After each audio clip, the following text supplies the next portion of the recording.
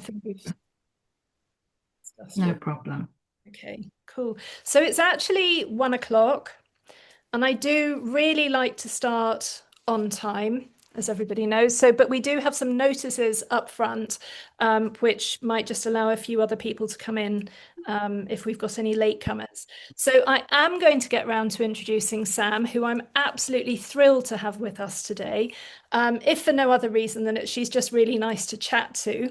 Um, but before we get into that, I wanted to just run through one notice really, which is that some of you will know that I've already started pushing an initiative that I'm calling the Big Push.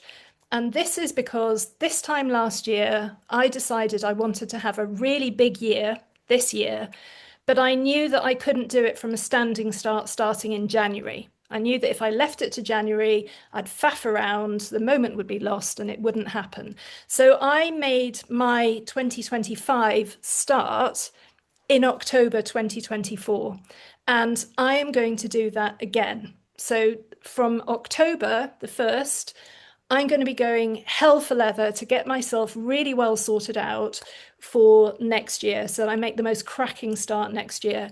And I'm inviting anybody to come along with me who would like to. And I'm calling it the Big Push. And it sounds like a lot, but actually, I'm going to be asking everybody to reflect on their business through a guided session that I'm going to run. And then we are going to set a small target to make a small change that is going to make a big difference in our business for the final quarter of the year. So I'm going to be talking more about that at an event that is scheduled for the 1st of October at 10:30 in the morning. As with everything in Hot House, it's completely free, but you do have to be determined and you do have to be ambitious. So those are the those are the tickets that you need to get in. But I'll be talking to you about that more in due course. For those of you who are arriving, I'm about to introduce Sam. If you wouldn't mind turning your video and your mic off just so that I can have some focus on Sam while she's talking, because we are going to open up to questions once we've had our little conversation. And Sam does have some images to show us, which she might talk us through intermittently or at the end or whatever. But anyway, without further ado, I'm really pleased to introduce you to Sam Grigg, who is both an interior stylist and an interior designer and a teacher, in fact, or particularly of colour. And I've got some questions that I'd like to ask Sam, which I hope will give us some inspiration when it comes to thinking about how we approach styling for our interior design clients. So, Sam, welcome. Thank you. I'd love everybody to get to know you a little bit. So I'm going to start. My first question to you is, I assume that as a little girl, you grew up thinking, oh, I want to be an interior stylist, and you went to interior styling school and you graduated and you became an interior stylist, and here you are today. Is that how it happened? No. No, I went down the academic route at school, went to Sussex University, got a law degree with French, went traveling when I finished it, decided I didn't want to work in the world of law. It was far too boring and stiff for me. Decided wanted to work on magazines and applied for some internships and ended up on an interiors magazine. So I started very much at the bottom on interiors and got into styling that way, became a deputy editor, went to New York to work on a magazine that was launched over there as the style director, and then came back to the UK in about 2000 to go freelance. And I freelanced as an interior stylist. I still got an agent for about 20 years. And then 5 years ago, I decided I needed to work more from home because, personal stuff happened and I couldn't go on the long shoots anymore. So I thought everyone had always said, I wish you could design homes for me. So I started off like that, and that was 5 years ago. So now I kind of do more interior design, but obviously styling is still kind of very much what I'm about. And I just think it's so important. I have styled some shoots for interior designers as well. Yeah, I mean, I love styling, but no, to answer your question. Although I always used to style my rooms as a child. even at uni, I would kind of style up the walls, etc. And I just feel, that's why I love interiors because I feel that creating those kind of moments and that, those human touches in a home is just so important.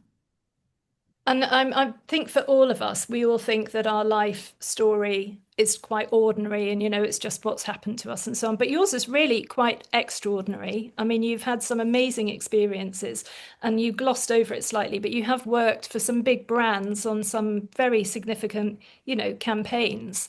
And I was just wondering, from a styling perspective, how do you go about preparing for a really substantial campaign, for something that has hundreds of thousands of dollars invested in it. The company's reputation hangs on it.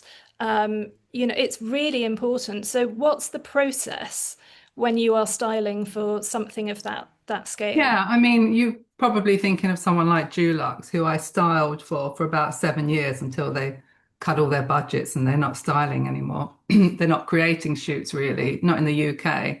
Um, it's all going towards AI, but that's another story for another day. Um, yes, so well, really, there are quite a few stylists around that can be chosen. So they come to you because of your style. So you already feel quite confident that they like what you do. And they do generally tend to trust you quite a lot. They will say the basics of what they want you to create, but you kind of present mood boards. Um, in the last few years, I've actually mocked up room images for them as to how I think it goes to certain people, it gets passed, and then it's just a case of gathering all the props and turning up on the day, really. And you're kind of given a free hand to just create, and then people come in and generally love it, and you shoot and you move on. It's normally very fast, though. Presumably, they give you quite a tight brief to begin with. I mean, or not? No? Mm, you'd be surprised at how many clients don't have a tight brief. They know they love your work and they kind of expect you to create something lovely for them. They might say, we want it, it's these colors that we're focusing on this year. But generally, if you're quite an experienced stylist, they lean on you quite heavily Yeah. to Because help create them. when we were chatting, you said that really it's art. It's, styling is art. It's creation.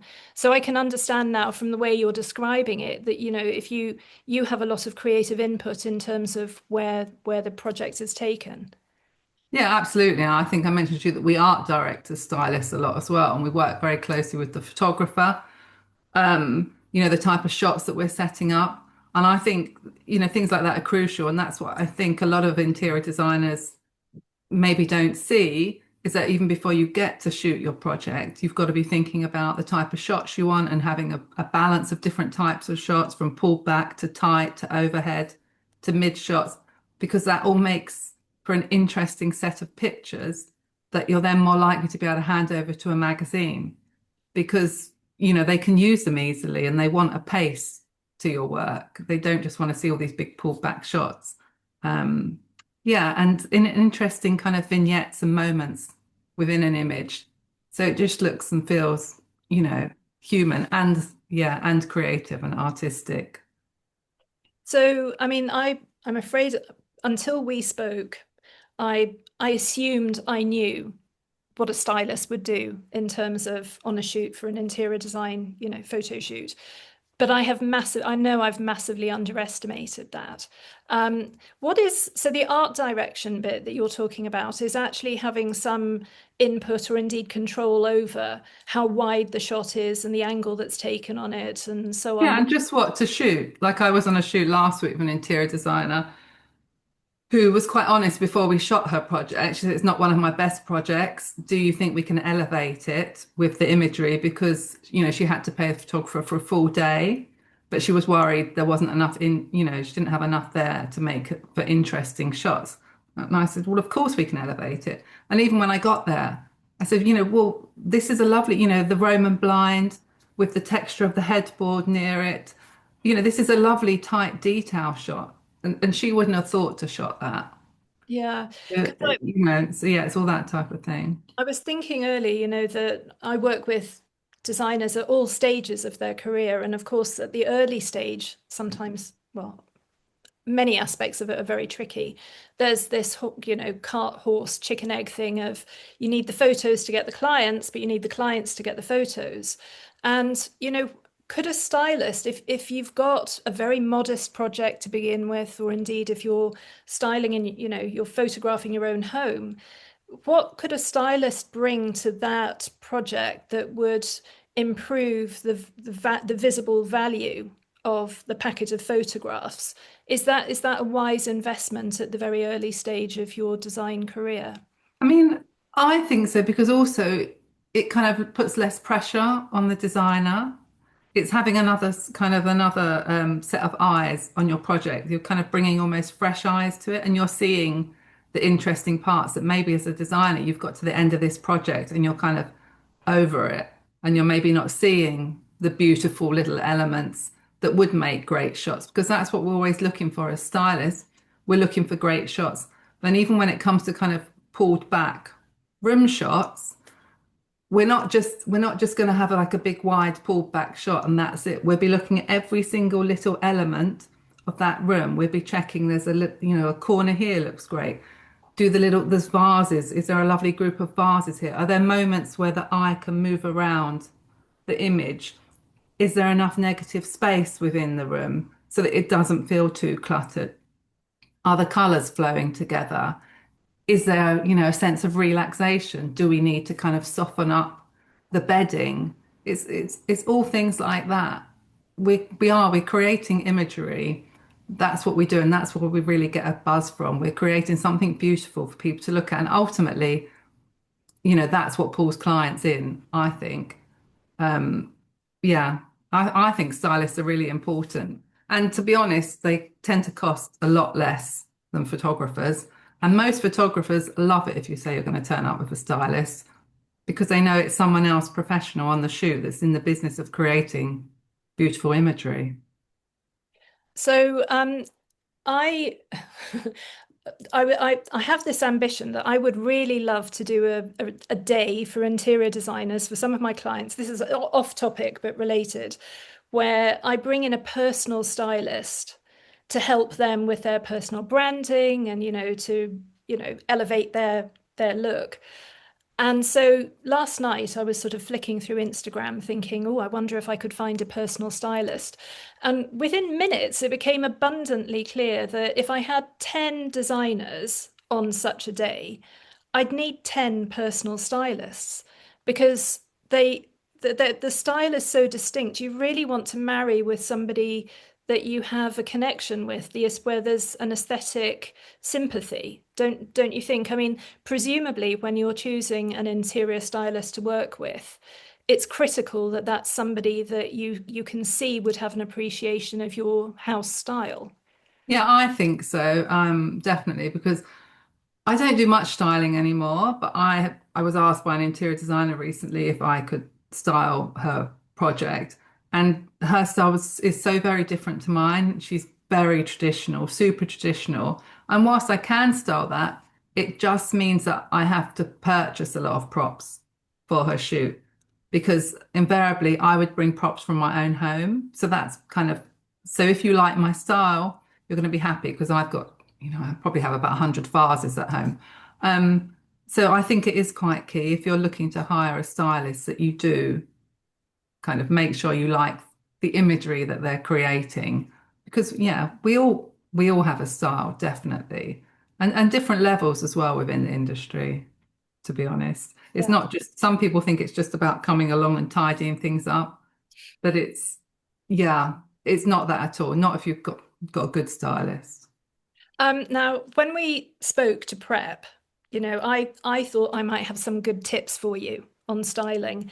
I thought maybe, and I didn't get round to suggesting it, but I thought, maybe you could have a discarded pair of fancy shoes, or you could have a lovely, cappuccino and a pair of glasses on a desk and so on. But thankfully, before I got to the point of suggesting that to you, you mentioned that, 20 years ago, this is the kind of thing that we used to do. So if I was to eavesdrop in the AGM of the National Association of Interior Stylists to listen Mhm. to the themes that are current. What kinds of themes within styling are sort of more up to date than my discarded sneakers? Yeah, I mean, I think it depends what levels. You'll look at certain magazines these days, the lower end ones, and you will still see that type of thing. But to me, it's kind of it's lazy styling because it's very easy, and there's so many more ways you can create a feeling that someone's just been in the room, because that's ultimately what you're trying to do, than simply putting a pair of specs or a pair of discarded shoes. Personally, when I'm doing things like that now, I like it to be more. Kind of more like you're making more intentional. So, for example, on the shoot I did last week with an interior designer, she had some lovely joinery that she wanted to shoot, and she wanted to shoot it stop motion. So, to kind of, she was going to shoot it with all the doors opening one after the other, etc. So she could put it together as a reel. But she'd done that before on another shoot. So I said, well, why don't we just get, we had some lovely shoes. I brought some lovely shoes, some really gorgeous kind of like some clogs, some red leather, high heel, just nice, tasteful shoes. I said, let's put a different pair in front of each set of wardrobe doors. And then we shot each one and we took a pair of shoes out each time. So, and they were very neat just in front as a pair. So to me, it's more things like that. So it's kind of, yeah, it's more artful. Um, Foliage, never bring bunches of flowers. Always just use lovely foliage, even if it's just a gorgeous bunch of eucalyptus with a couple of stems thrown in, or just have a few lovely stems that are kind of make a really lovely shape. It's things like that. So think more like a painter, I think, rather than that, and create lovely groups with different heights of objects. I mean, we can go through my imagery to talk about it more. But yeah, I think it's yeah, yeah, that's what I would say. There's lots of cringe moments. I've been on I had a shoot for a local magazine that wanted to shoot one of my interior design projects, and they turned up, the editor, I'm not mentioning any names, but it was a pretty horrendous experience. Um, and she turned up with, God, I can't even remember what it was. Well, it was just like a loaf of bread and a bag of lemons and like a plastic carton of strawberries. And she said, "Oh, we can put these in the shots." And I could honestly feel my eye twitching. Like, I'm not putting a bowl of lemons. I don't know. It's just a personal thing. I mean, someone else might not see it, but it's certain things are cliche. I find I'd much rather have a stack of beautiful, like old wooden breadboards. Just yeah. Which I guess, it's aesthetic, isn't it? It's your partly to do with your style preferences. Yeah, and it's a little bit of snobbery. There is a bit of snobbery within styling, probably. But you do what you do, and yeah. And we're all trying to elevate our work at the end of the day. Yeah. You get better clients if you can go in more high-end magazines. So, yeah. So, talking of publishing, do you have any advice for designers who, as part of this process, are hoping that they might get their work featured? Only in that I would make sure you've got those different types of shots, so that the magazine can instantly see from the mood board of your shots that there's enough pace within the shots to kind of run it over a few pages. It's not just, like I said, the pulled back shots. I think that's the key thing. And no weird angles, definitely no wide angles, just an all natural daylight, really. That's what I would say. Yeah, we had a photographer who presented to us a couple of months ago, and he was saying that, an Airbnb type situation might once upon a time have got itself into a magazine. But as far as he's experienced, editors today want to see sort of evidence of real life, of human occupation, of a space, that's actually a really important part of it. I think it would depend on the magazine. I mean, I wouldn't necessarily think that for someone like Homes and Gardens or, yeah, I mean, there's a certain element of quirkiness for certain magazines and real life, but there's real life and there's real life. They want like an artful real life. They don't want real life. And so, unfortunately, I mean, I think it's quite a common experience, and I don't know if you've got any advice on this, but in my opinion, a project looks just about at its worst when it's at 95% done, because all the big investment pieces have been delivered, and yet the project isn't finished.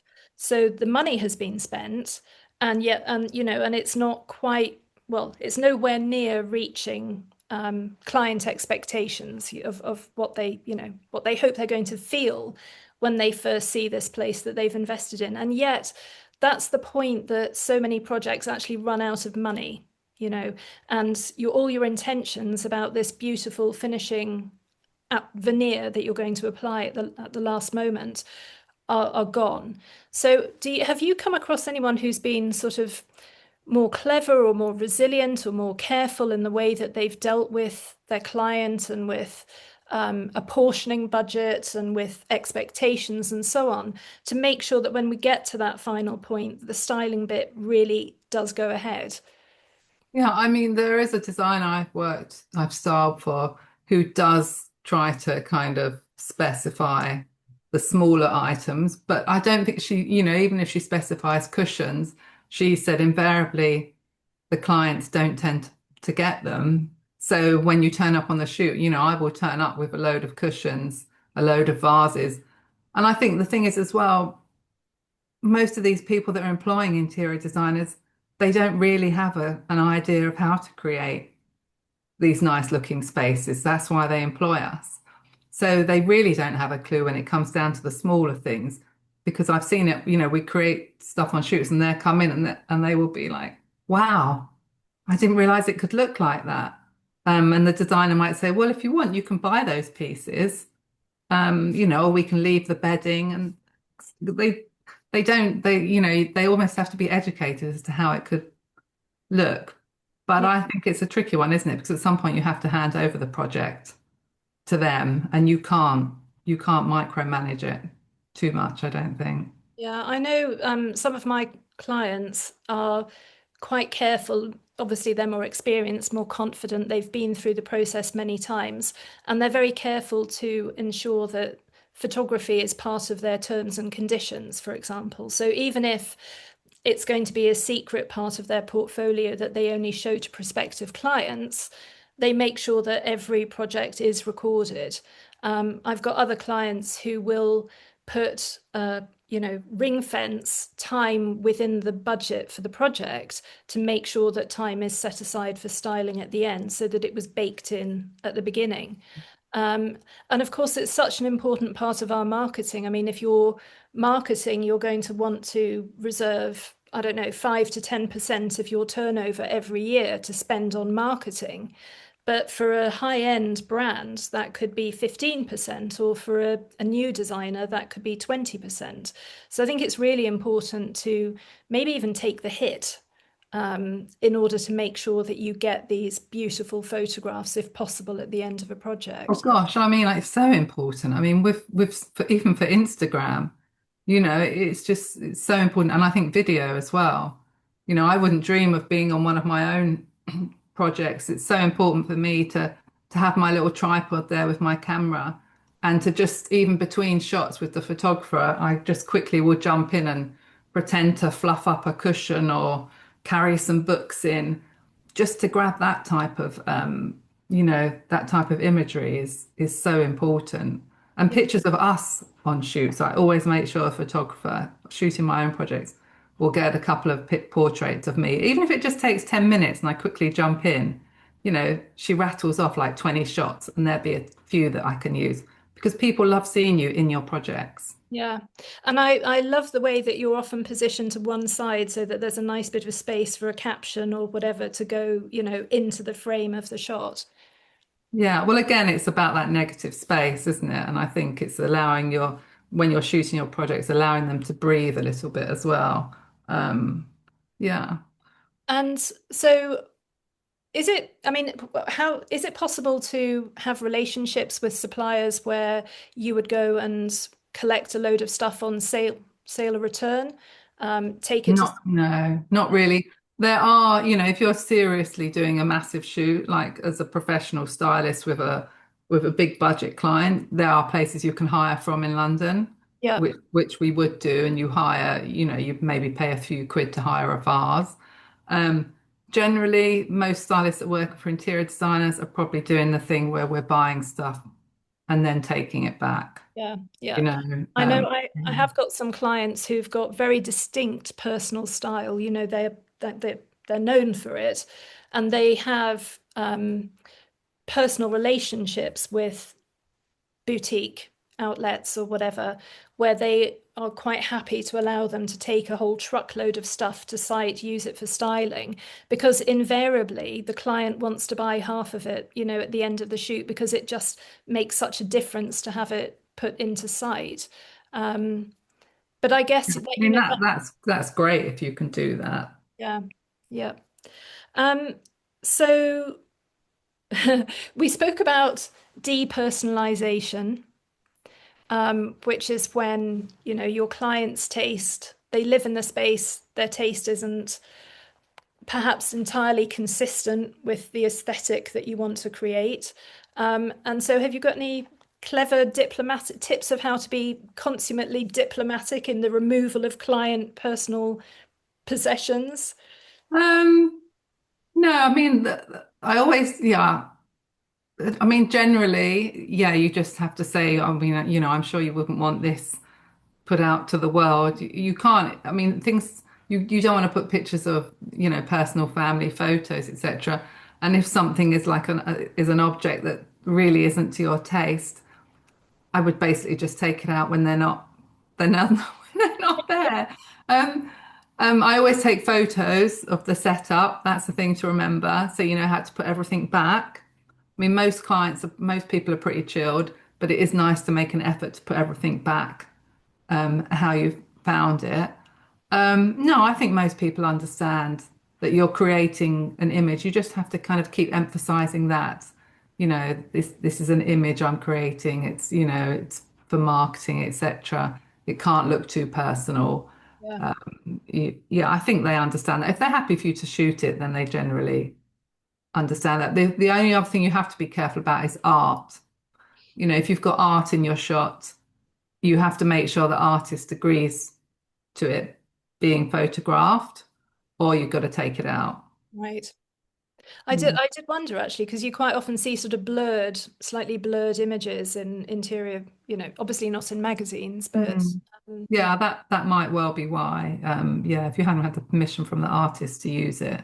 yeah, Um, yeah, but I mean, I always turn up with loads of stuff on a shoot. I think people underestimate how much stuff you need.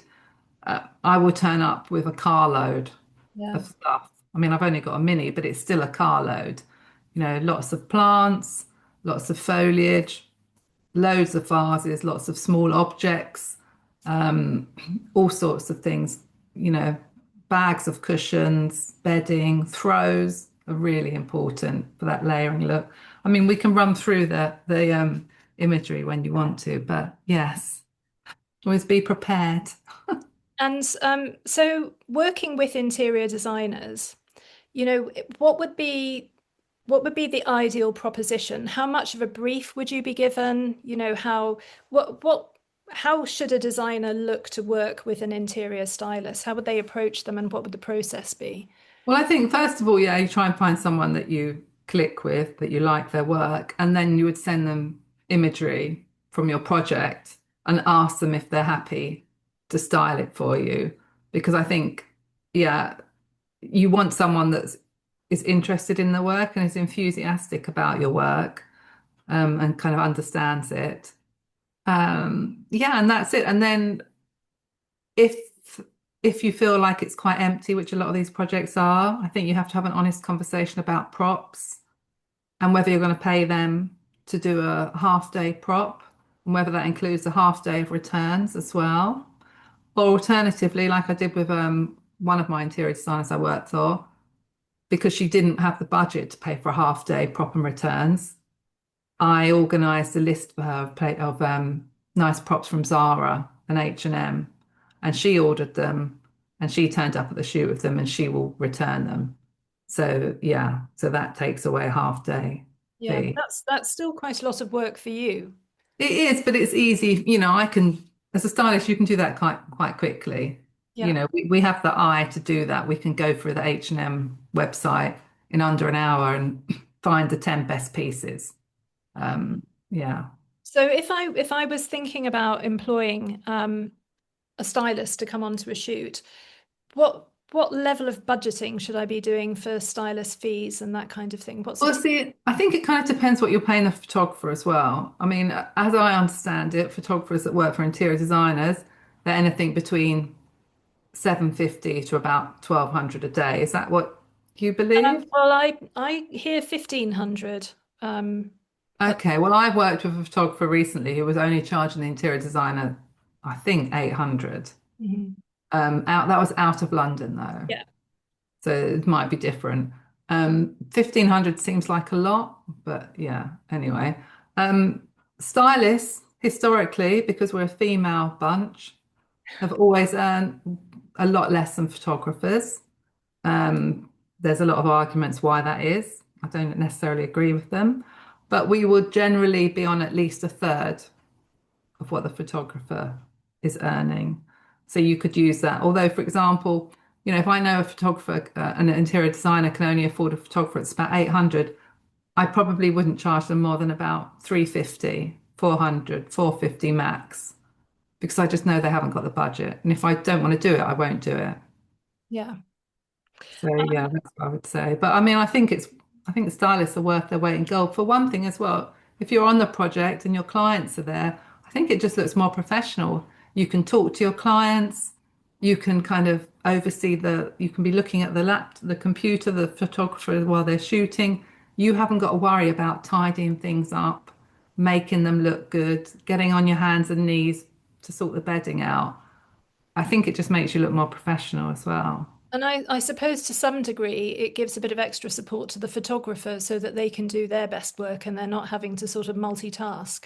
Oh, yeah. I mean, most photographers, all they're concerned about is their light, and they want to have time to sort their light out. They don't want to be being asked, does that cushion look right? Does that, but they just want to get on with creating the shot that they're happy with.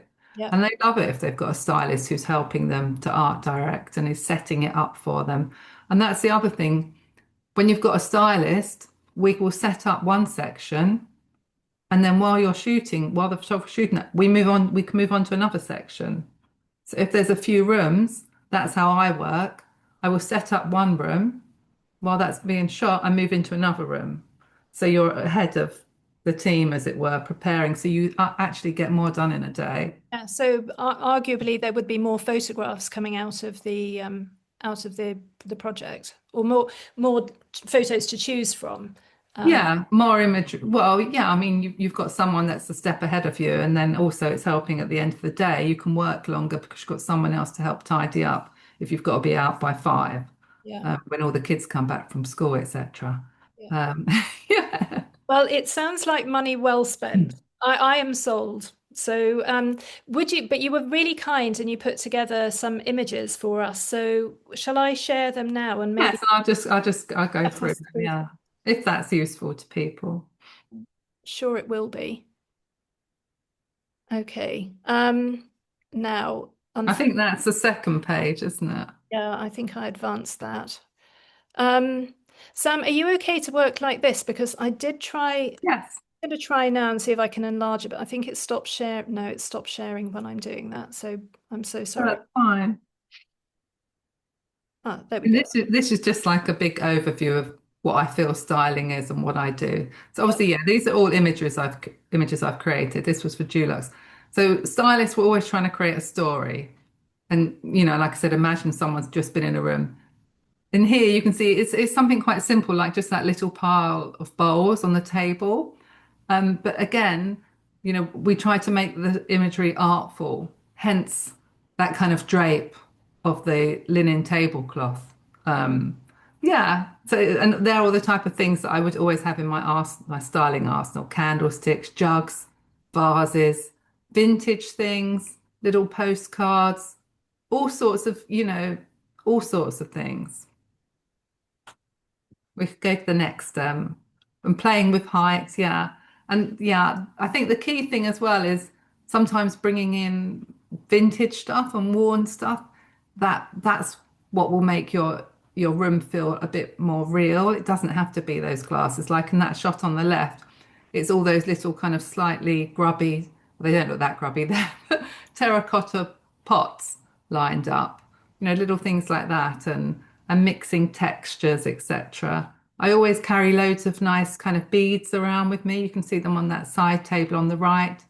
Again, it's kind of something of nothing, but you can create nice shapes with them. And I think, yeah, the thing to think about, like if I'm propping bedding, I will be looking at the bedding. I would never just prop plain pillows with like generally, I would look to see if they've got some nice frill or not something interesting that will kind of add something to the shoot.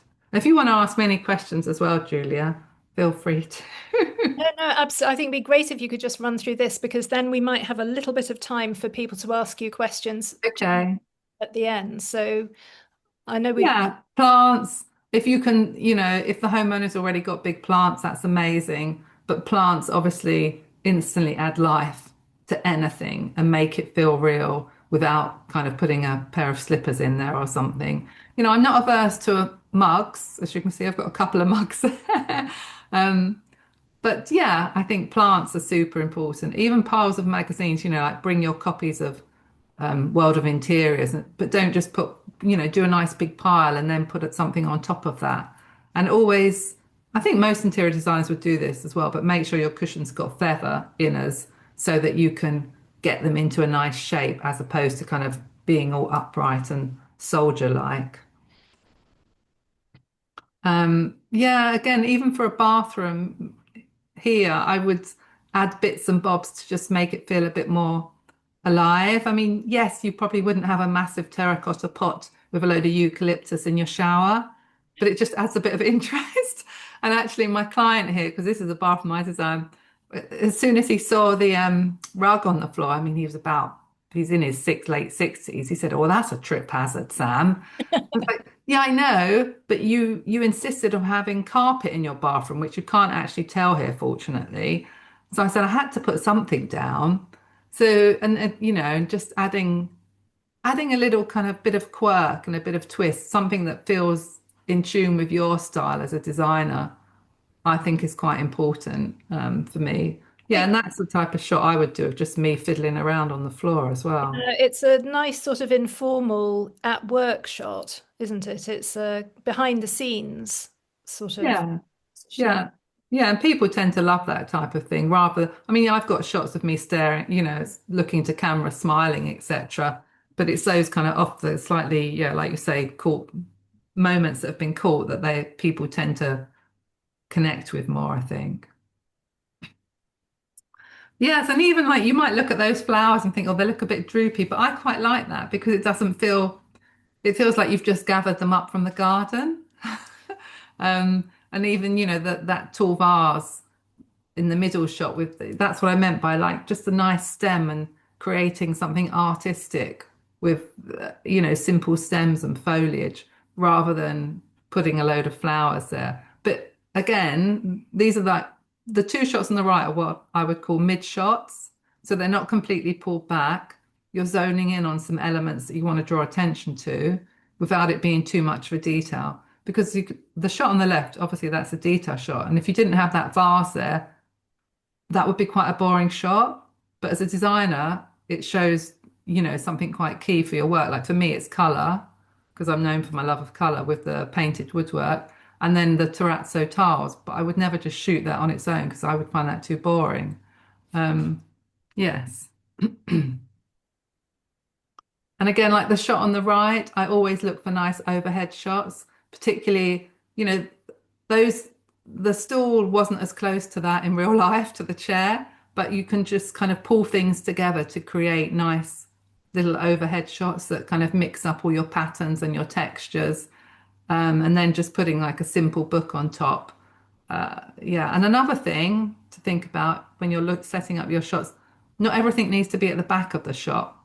So quite often within imagery, we will put something in the foreground because it just gives image a bit more kind of oomph. So you can see on the left, we've put the chair, the accent chair in the foreground, so we kind of shoot through it a little bit, which yeah, is always lovely because it just makes the shot feel more dynamic.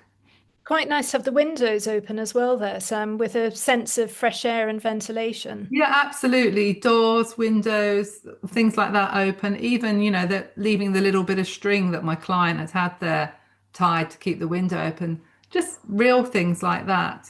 Keeping everything else quite. I mean, I like a balance between a little bit of reality and the rest feeling quite formal. I mean, I think I even dropped a few little roses onto the ceramic stool there. Not so much that you can see what they are, but just a bit of color because I'm connecting the pink in the art to something else, Mm. just so that your eye will move around the image and connect different things. Yeah, bedding, I think when you're doing your bed shots, it's so important not just to have a plain duvet. Always bring a few throws, and it's a bit of an art to get them to look nice. I mean, stylists are paid a lot and spend a lot of time sometimes on bedding to but you can just see, like the image on the right. To me, it's quite sad, but that's the type of shot that I would get quite excited about because I just think it's really sexy the way the throw is just draped and the tassel's just touching the floor. And I don't know, that's the type of thing us stylists get excited about. Just the way something is hanging, kind of, the lovely, yeah, the folds, etc. So there's like a looseness but at the same time, it's all curated. I mean, that's basically what stylists are. We're curators. We're curating imagery for you. But even on the shot on the left, see, I always have a stack of Agatha Christie novels that I take to every shoot because it can be quite useful, like old vintage books, just to put them somewhere.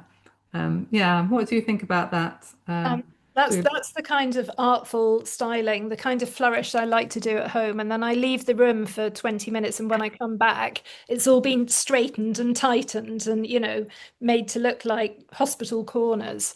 So, but I think it looks fantastic, Sam. Yeah, and then even, like with bathrooms are pretty boring, but even if you just stick a couple of vases with different shapes and, different heights and put, like I've got there, like I said before, some simple eucalyptus with some other colourful stems, it just does something to it without it being too obvious. You don't need to have like the toothbrush holder and the soap dispenser and a little soap dish with a soap and a stack of towels. You don't need to make things as obvious as that. You can do, but I think, to me it's we're creating artful images at the same time that our clients would aspire to. So we don't need to make it too real. But And then on the shot on the right, I'll hang a couple of bags that I feel work with the image. That's just a hallway shot. I mean, make a hallway shot interesting. Um, but yeah, I feel like that is a nice shot, and that gets a lot of love whenever I put that out on Instagram, that shot. so is that the kind of snapshot that would be taken in advance, sent to you, and you would make a mental note that you need those kinds of bags to hang in the hall? Is that? No, I think it's more that I would turn up with a load of stuff. If I knew I'm doing a hallway shot, I would pick my most beautiful scarves and my most interesting bags, things that I know will hang nicely. Yeah. And I will just look on the day. There, I was looking for blue pieces because I wanted to tone it all with the woodwork. But to me, choosing the vase is there. Everything's got a shape. Everything is quite interesting to look at. Quite a regimented linear hallway, we're adding interest with the curves and the kind of, yeah, and then adding a little bit of extra color. Just, yeah, the shapes and the patterns. Yes, trailing plants are your friend. I have a particular hatred for fake plants, but if you have to bring fake plants, they're obviously a lot easier to transport. And if you're quite pulled back, you probably wouldn't know if they're fake. And creating like playing with shapes, like even there, like a nice little A3 print in a frame with, a candlestick and a vase. You don't have to put a lot in. but it does, add something to the shot. Yeah, and just looseness. I think looseness with cushions on sofas, nothing again too regimented. And that's the same room, but shot differently. Yeah, see, to me, there's quite a lot going on in that shot, but at the same time, because there's a lot of blank space, it doesn't feel too busy. Um, Yeah, filler objects, lots of small objects I always take to the shoots. Like, you see the little postcard just put behind the nice vase, or even that lovely kind of glass object that's on the pile of books on the left. Little things that you can just slip in crystals. I always have a massive selection of crystals that I take to a shoot because because again, their size, they just work to create nice groupings. Yeah. I think I said to you when we were chatting about this event that the first photography session I ever booked, I turned up with all the props in a carrier bag. And I wondered if I'd perhaps overdone it, And then you take the photographs and there's just nothing there. I mean, the volume of stuff is enormous, isn't it? Well, that's it. And what you can see there is probably a tenth of what I would have turned up to the shoot with, because you always want to have choice. And that's what you're handing over to a stylist. You're putting the responsibility on them to turn up with a selection of things, not just to turn up with one or two objects. Because you can't just turn up with one or two objects, because you need to play with things to work out, to see what's going to look right within the image. So yeah, if you're employing a stylist and they turn up with just one bag of things, I would say they're not the right stylist. Yeah, I think looking at these and really thinking about the objects that you've dropped in, um, really brings home to me the idea that working with a stylist with whom you are aesthetically compatible, with whom you're aligned, could make such an enormous difference to the quality of the photography that you get. Given the investment that you're making in this, the actual addition of a stylist over on top doesn't really, it seems like money well spent to achieve Definitely, yeah. elevation. Yeah. Yeah, if you're paying like 1,000, around the 1,000 mark for a photographer, an extra, 400 or 500 quid for a stylist, I think it's kind of a no-brainer really, because it takes a lot of the pressure off you as well. Yeah. Yeah, and that's like this was actually an Airbnb that I designed. So we couldn't put too much in it because it obviously has to appeal to a huge amount of people, but he wanted it to be an upmarket. You spent quite a lot on it. So, in the bathroom shot, it was as simple as a really neat pile of towels, and but then that lovely vase on the left, which again, it's white, so your eye isn't taken to it immediately, but there is a lovely shape there. And then going back to the thing at the beginning with storytelling, for me, it's an Airbnb in the countryside. So, and he puts in the Airbnb, there's lots of lovely walks. So I took like an ordnance survey map and just and put that on the table so that when people see it, they're thinking, oh yes, that could be me in that situation, about to put my boots on and go for a hike through the countryside. It's yeah, that's it. Sorry, was there a question there? No, no, I'm just admiring.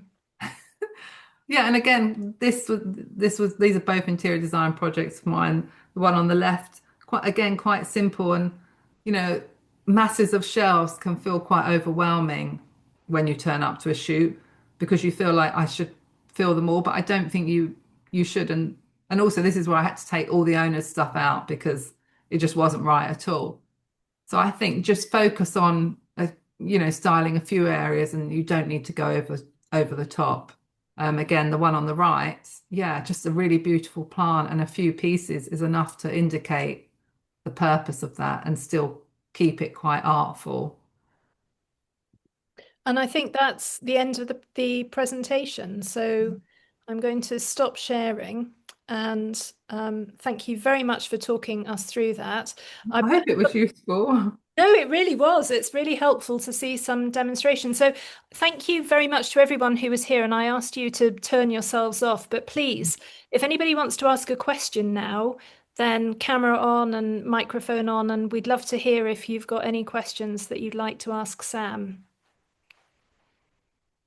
Or any comments about having used a stylist or thinking about using a stylist. Layla, you look like you might be ready. Yes, hi there. I actually wrote down a question because it came to mind and I didn't want to interrupt. I was actually reflecting upon what you were talking about in terms of the items that you include for, styling, for like, for example, a photo shoot. And I was wondering if you have a sort of a prioritization system you use to select the pieces for for a shot, like key anchor items, supporting objects, or purely decorative fillers. If you Um, have them in place, or I will not pronounce this correctly, but a hierarchy of items that you always consider when styling a project or preparing for a photo shoot. yeah, I mean, I will always travel with lots of um, lots of cushions, books, lots of coffee table books, lots of magazines, um, glassware, mugs. I don't know, all those key things that you think will make a difference. I mean, vases in particular can make a huge difference, and plants, really. Yeah, everything that kind of makes a room feel more interesting. Yeah. Okay, thank you. And I find it quite interesting as well what you were saying in terms of not using real flowers, but using more foliage. And would you suggest then, according to where the project is located, to then use plants that kind of connect with the outside world? I mean, to have an in and out feel, or I uh, think, I yeah. think, well, possibly. I mean, it depends where it is. Um, Yeah, I mean, if you're shooting like in the English countryside and perhaps that view is within one of the shots, I might not use a tropical flower or a tropical something, that's so obviously not very English in that shot. But I think, generally, or even I didn't mention dried flowers, dried stems. I always travel with a massive bunch of different dried flowers as well, because, like dried grasses, etc. Things that on their own can just look really lovely. A bunch of eucalyptus coming out of a vase and just slightly bending off to the right, it's the type of thing you could take a photo of and you could almost frame it anyway. It's things like that. I was on a shoot once and then there was an art director. It was for an underwear company, actually. I was doing all the bedding and the bedrooms. It was pretty awful, but there you go. Um, I'd created this lovely arrangement and it was all drooping lovely off to the side. And she was like, oh no, I hate things drooping off. And she came along and she stuck it all straight up. And I just had to really stop myself saying something because to me it looked awful, but it is quite personal. But I think things like that will really make a difference. You could have a lovely sideboard, or bespoke joinery or something, and you put a really beautiful vase in there with some lovely foliage coming out of it, and that's an amazing shot in itself. Okay, I have one more. See, Julia, you shouldn't ask me. well, I I think have one more not question. Uh, okay. like when finishing the project, depending when the photo shoot is, and I'm going to have a very clear example. I'm finishing the project for December. Photo shoot is in December.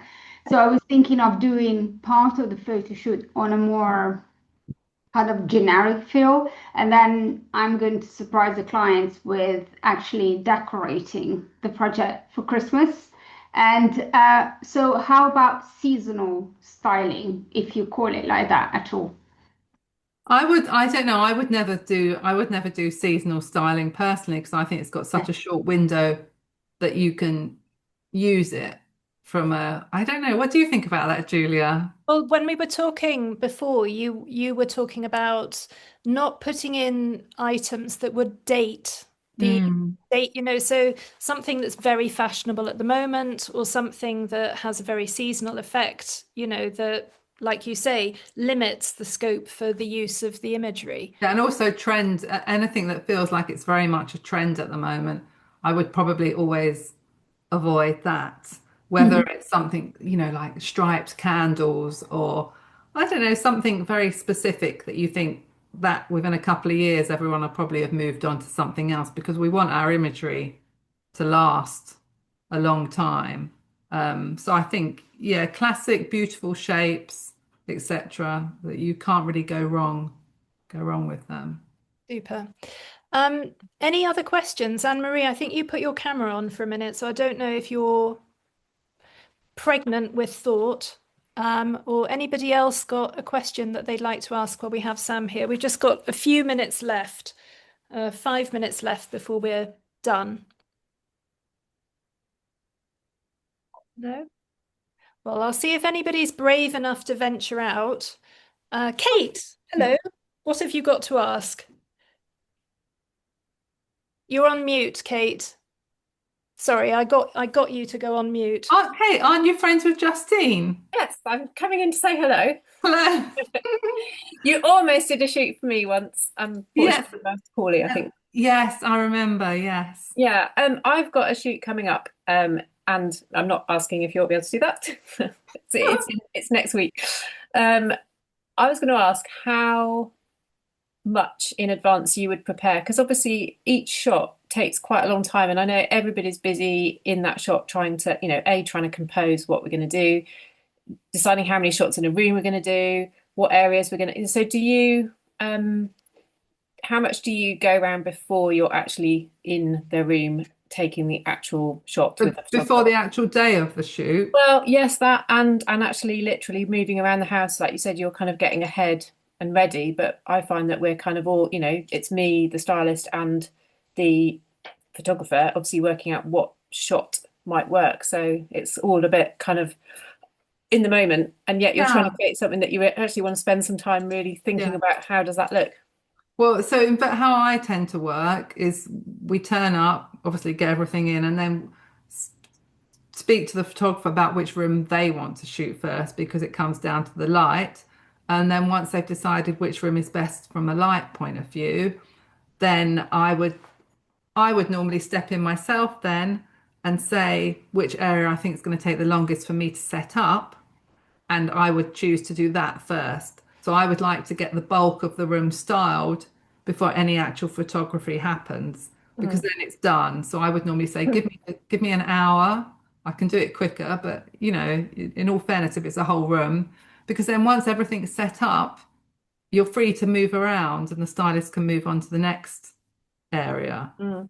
You know what it's like on shoots. Invariably, we can all be tripping over each other. There could be a setup behind where the photographer's standing that you can't style. So if you can give the stylist enough time to set up as much as possible within the room, that always feels nice as a stylist.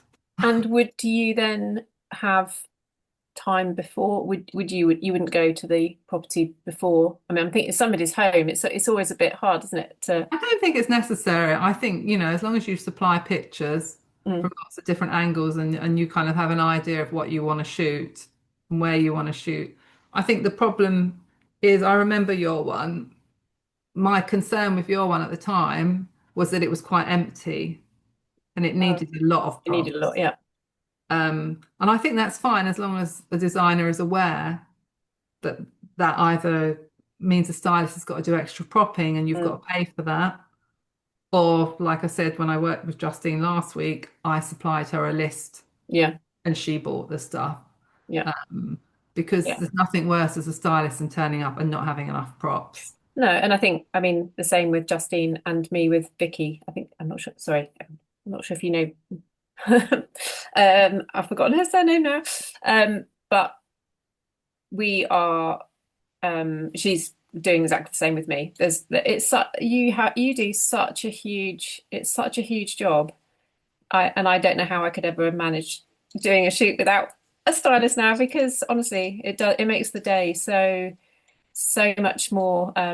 Well, you can actually step back a bit as the Yeah. designer and look at, take a bit. In fact, I quite like being almost the assistant on the day, which is really nice. I think that's it, isn't it? It's less stressful for a designer when you've got another professional there who you're Mm, putting the responsibility on to create the imagery, and it's what they, it's what we do. We've done for years. And so we can walk into a room and we can see a little corner and think, yeah, that needs a lovely group of vases. We can put the cushions there, but we don't want to put any cushions there. It's just, if it's an experienced stylist, it should be easy for them as long as they've got the props, Yeah. you And know. minimize the Yeah. massive container truck that has to arrive with you. Oh, that's super. Kate, thank Yeah, you. thank you. Thank you, Layla, for yours. And Sam, thank you so much for your time. Now, I'm sure with me, you will all have been admiring Sam's incredible colour skills with colour. And in fact, I know, Sam, you are being very modest, but you've also got a colour course that's available. And how would you've given me a code, which is Julia Loves Colour, which is super to get 20% off. But where would I find it? How could I buy this course? Well, it's just on my website, so samgrigginteriors.co.uk, or if anyone follows me on Instagram, they can connect. Which you all should, because you're full of really beautiful imagery and inspiration. Yeah, I mean, I imagine for experienced designers, it's not something they'd be interested in. But if there's any new designers who aren't feeling very confident with color, yeah, I feel because I come at it, yeah, I've just got a lot of experience with color, and it's quite intuitive for me, and I've kind of shared a lot of that knowledge in the course. It's only 3 hours, so it doesn't take too long. But I've had a lot of positive feedback. Yeah, well, I actually have access to it. I'm looking forward to watching it. So thank you very much. And thank you so much for your time today and for putting together the presentation for us. And I don't know, I'm going to wave to everybody, and I'm sorry I put you all on mute and made you turn your cameras off, but thank you all for coming along. And I'm going Yeah, to I hope it's been useful and given people food for thought about, the role of a stylist on a shoot and how it can elevate your imagery. I think most people will be very sold on the idea now. It's been very enlightening because I certainly didn't appreciate what a difference, having a stylist on board could make. So I'm going to cook this and I'm going to put it up on YouTube, and I will send a link to the Hot House group and obviously to you too as well, Sam, so that you have access to the recording for your purposes too. But from all of us, thank you very much for coming and talking Welcome. today. Wonderful. Thank you. Take care. Bye bye. Bye. Bye.